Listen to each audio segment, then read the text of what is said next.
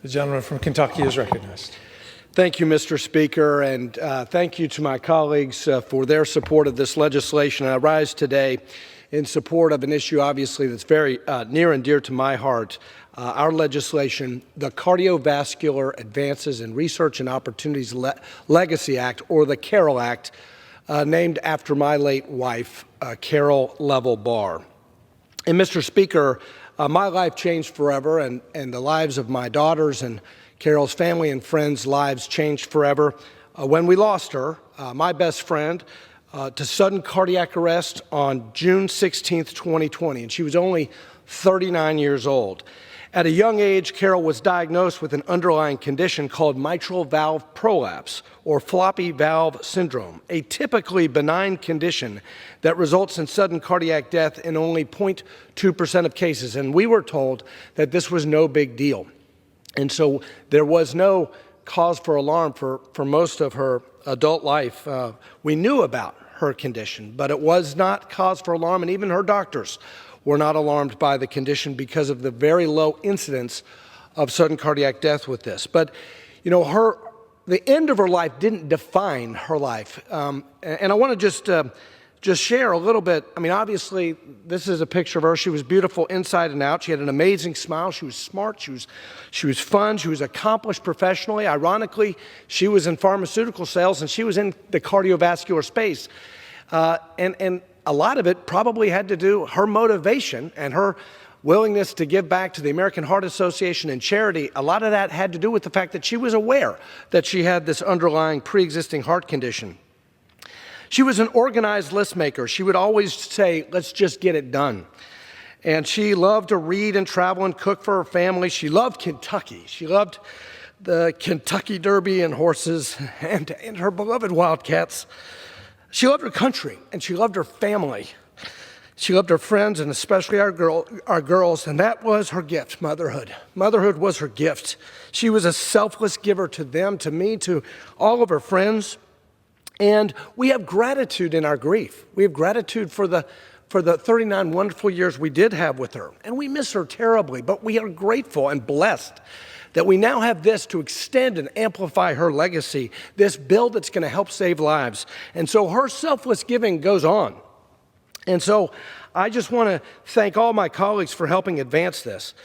So since this was such a rare situation where someone would die of MVP, what were the factors that put Carol in the 0.2% versus the 99.8% category? That was the question that I had after her passing. And in my discussions with top cardiologists, medical experts, researchers, and advocates following her passing, I learned the extent to which the medical community seriously lacked the answers to that critical question.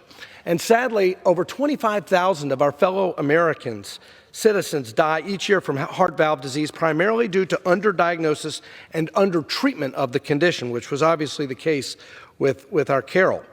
So inspired by her extraordinary life, we decided, my family and I decided to take action and introduce the Carroll Act to better equip our medical community with the resources needed to develop predictive models, inform communities, and possibly save the lives of other loved ones.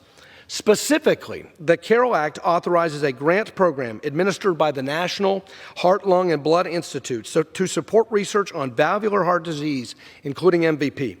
This legislation marshals the full power of 21st century medical innovation and encourages the utilization of technical imaging and precision medicine to generate data on individuals with valvular heart disease.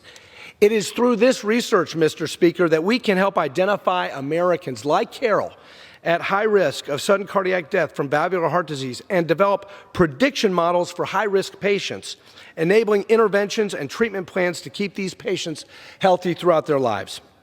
Additionally, the Carroll Act will instruct the Centers for Disease Control and Prevention to increase public awareness regarding the symptoms of valvular heart disease and effective strategies for preventing sudden cardiac death. Mr. Speaker, I'm grateful and honored that the Carroll Act earned the bipartisan co-sponsorship of 180 members of this body. And I'm grateful for so many others. I'm grateful for Kathleen Rice, Congresswoman Rice from New York, who worked with me in a bipartisan way in the Energy and Commerce Committee. Obviously, Dr. Joyce was a powerful spokesperson for this legislation in committee. Chairman Pallone, I appreciate your partnership in this. Ranking Member Kathy McMorris-Rogers and my colleague from Kentucky, who was friends with Carol, Brett Guthrie, they all really contributed mightily to this. And my friends Kevin McCarthy, Steve Scalise, Brad Winstrop, Bill Huizenga, they really helped us push it forward. I want to thank the Majority Leader, Steny Hoyer, who himself lost his wife at a young age, and I think really helped push this forward. In the Senate, Leader Mitch McConnell obviously knew Carol very, very well, and his wife, Elaine Chao, was good friends with Carol, and he was really instrumental in pushing it through the Senate. Arizona Senator Kyrsten Sinema, she lost a sister to a similar condition as Carol, and she was our lead Democrat in the Senate. I just saw Kyrsten in the airport. She gave me a big hug to celebrate this great day. And finally, I want to thank Claire Osborne, my staff, who worked tirelessly on this bill and made it a personal cause of hers. We would not be here today without her tireless efforts. The American Heart Association, the American College of Cardiology, Women's Heart Health, Edwards Life Sciences, and over 20 additional medical groups who supported our bill. I want to thank their advocacy. Carol's greatest legacy will always be our two beautiful daughters, Eleanor and Mary Clay. However, today, I hope that my colleagues in the House will help me enshrine her legacy in a way that helps others avert the tragedy that has profoundly impacted our family. And we thank all of our colleagues for helping advance this legislation, and we are so grateful for the continued extraordinary legacy of Carol Barr. I urge my colleagues to support this bill, and I yield back.